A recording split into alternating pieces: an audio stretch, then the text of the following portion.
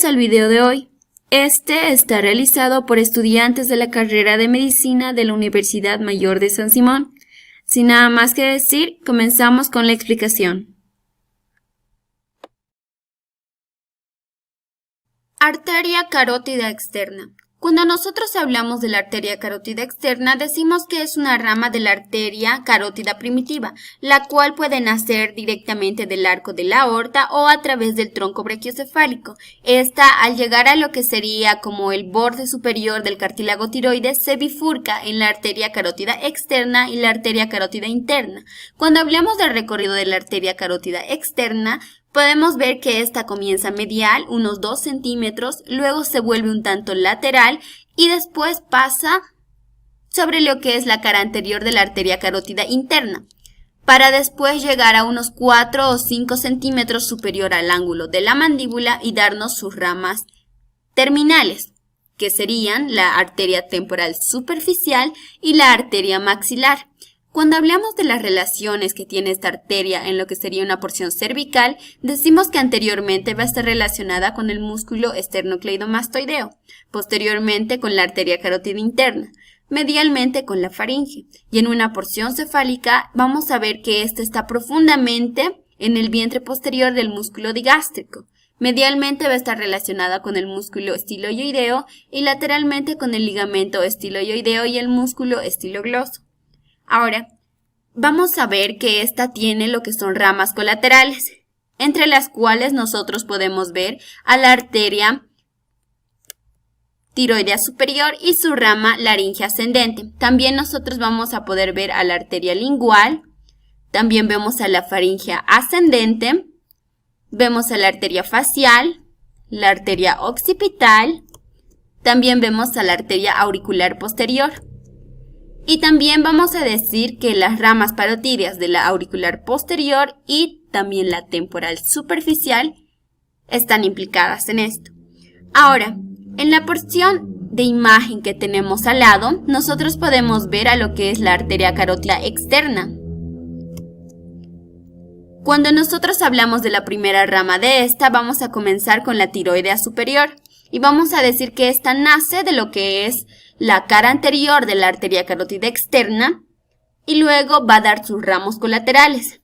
Entre estos tenemos acá a la arteria esternocleidomastoidea, que es su primera rama y esta va a penetrar en la porción media de lo que es el músculo.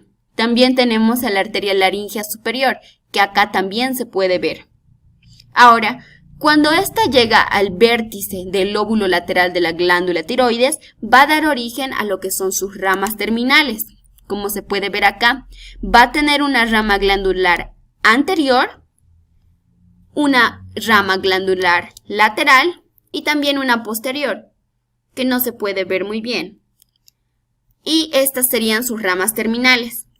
Ahora, cuando hablamos de la arteria lingual, nosotros vamos a decir que esta nace de la cara medial de la arteria carótida externa, a 1.5 o 2 centímetros superior a lo que sería su origen, y esta nos va a dar ramas colaterales, entre las cuales podemos ver a la arteria supraioidea y también a la arteria dorsal de la lengua.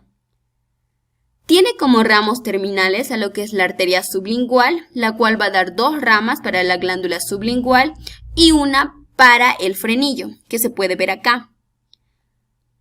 Ahora, esta arteria para el frenillo a su vez va a dar 2 ramas, que va a ser una mentoniana y una rama mandibular. Y cuando hablamos de la arteria profunda de la lengua, que se puede ver acá, decimos que esta va a irrigar a lo que son los músculos y la mucosa de la lengua. Cuando nosotros vemos a lo que es la arteria faringe ascendente, decimos que es su rama más pequeña y esta también nos va a dar ramos mediales, ramos posteriores y la arteria meningea posterior, los mediales para la faringe, los posteriores para los músculos prevertebrales y la arteria meningea posterior que va a penetrar en el cráneo a través de lo que sería el conducto hipogloso o el agujero yugular, que acá podemos verla, a la rama meningea posterior. Ahora, y continuamos con los ramos colaterales de la carótida externa. La arteria facial. La arteria facial va a tener un origen en la cara anterior de la carótida externa, 5 milímetros superiormente a la arteria lingual. Se dirige en sentido superior y anterior. Pasa inferiormente el vientre posterior del músculo digástrico y estiloideo. También vamos a decir que rodea la glándula parótida de medial a lateral, dirigiéndose anteriormente y pasando superiormente esta. Describe así una primera curvatura, la curvatura faríngea o supraglandular. Seguidamente se incurva sobre el borde inferior de la mandíbula, donde va a describir su segunda curvatura, la submandibular, cuya concavidad va a abrazar el borde inferior de la mandíbula. Finalmente va a ascender a la cara, oblicua, superior y anteriormente, describiendo la última y tercera curvatura, la facial. Se dirige entonces hacia la comisura de los labios, donde luego se va a enderezar para recorrer el surco nasolabial, el cual se nota cuando sonreímos. Termina el recorrido cuando llega al ángulo interno de la órbita. Y decimos que en su ramo terminal va a tener a la arteria angular, la cual la arteria angular se va a anastomosar con la arteria nasal, rama de la arteria oftálmica. En sus ramos colaterales de la facial vamos a nombrar a la palatina ascendente, la cual nace en el vértice de la curvatura faríngea y se distribuye por el músculo estilogloso. Da una rama importante que es la arteria tonsilar, la cual a veces nace como colateral directa de la arteria facial. En cuanto a sus ramas terminales, podemos decir que se dirigen directamente hacia la glándula parótida en un número variable y adentrándose a la misma. La arteria submental, que tiene un origen en el borde inferior de la mandíbula y se va a dirigir anteriormente. Va a tener una rama pterigoidea, la cual no va a nacer directamente de la arteria facial, sino como una colateral de la arteria palatina ascendente. Va a tener una arteria nasal lateral, la cual va a irrigar el ala lateral y vértice de la nariz. Va a también tener una rama macetérica, el cual nace en la arteria facial anterior al músculo macetero. En cuanto a sus ramas labial superior y labial inferior, podemos decir que éstas se van a anastomosar en la línea media, dando así origen a lo que sería la arteria del tabique nasal, formando así un circuito.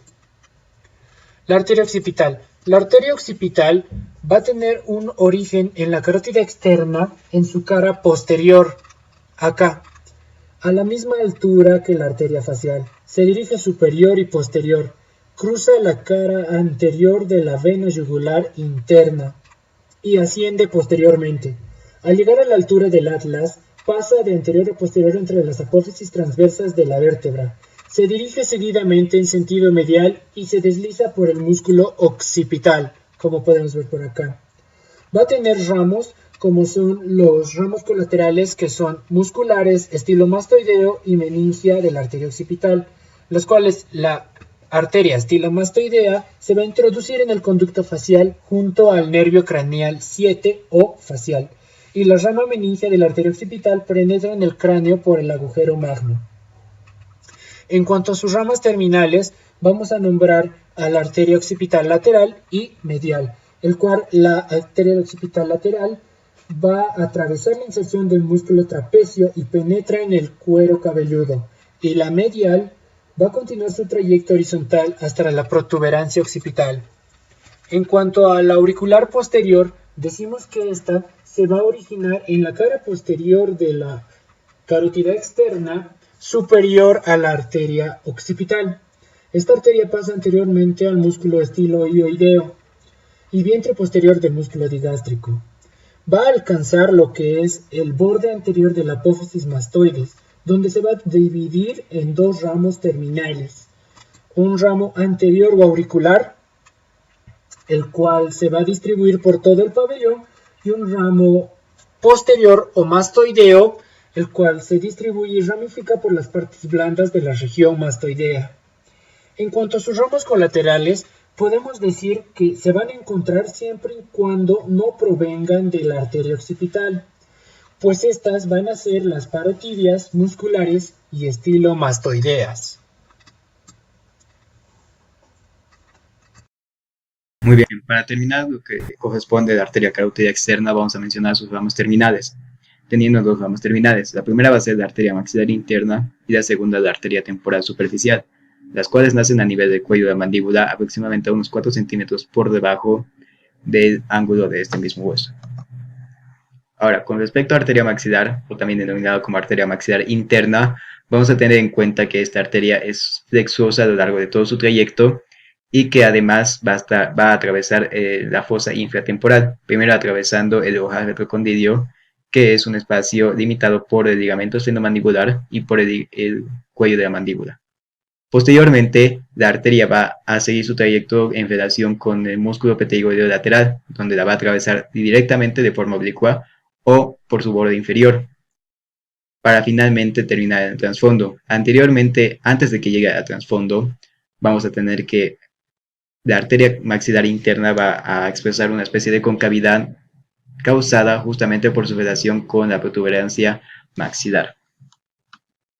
Ahora, en cuanto a ramas colaterales, la arteria maxilar interna va a describir un total de 14 ramas colaterales distribuidas en 3 porciones. La primera porción vamos a tener que a una arteria auricular profunda, a una arteria timpánica anterior, a una arteria meningia media y a una arteria alveolar inferior, la cual va a describir rama miodoidea y diversas ramas óseas, dentales e incisivas. También podemos describir a una rama inconstante, denominada como rama meningia accesoria. Luego, en la segunda porción vamos a tener a una arteria temporal profunda posterior, a una arteria temporal profunda anterior, a una rama pterygoidea, a una rama, mejor dicho, arteria maseterina y a una arteria bucal. Y por último, en la última porción vamos a describir dos partes. La primera parte va a estar descrita únicamente por la arteria infraorbitaria y la segunda parte, que es aquella parte que ya ha atravesado el trasfondo, vamos a tener la arteria de conducto pterygoideo, a la rama faringea y a la arteria palatina descendente. Finalmente, como ramo terminal vamos a tener a la arteria esfenopalatina, que va a ser la continuación de la arteria maxilar interna dentro del trasfondo. Muy bien, ahora con la arteria temporal superficial, vamos a tener en cuenta que esta va a ascender a través del cráneo, primeramente encontrándose dentro del espesor de la glándula parótida, para posteriormente salir a la superficie a nivel de una línea imaginaria que se puede trazar gracias al límite superior del conducto auditivo externo y a la línea media correspondiente al orbicular del ojo. Así es como la arteria sigue ascendiendo a nivel de la región temporal para finalmente a 2 o 3 centímetros del arco cigomático termina bifurcándose. La arteria temporal superficial nos va a dar en su trayecto 3 ramas colaterales. La primera rama, que va a ser descrita como la arteria transversal de la cara o también facial transversa. La segunda, que va a ser la arteria cigomática orbitaria. Y la última, que es inconstante, va a ser la arteria temporal media. Finalmente también vamos a tener dos ramas terminales, la cual vamos a tener una rama anterior, también denominada como frontal, y una rama posterior o parietal.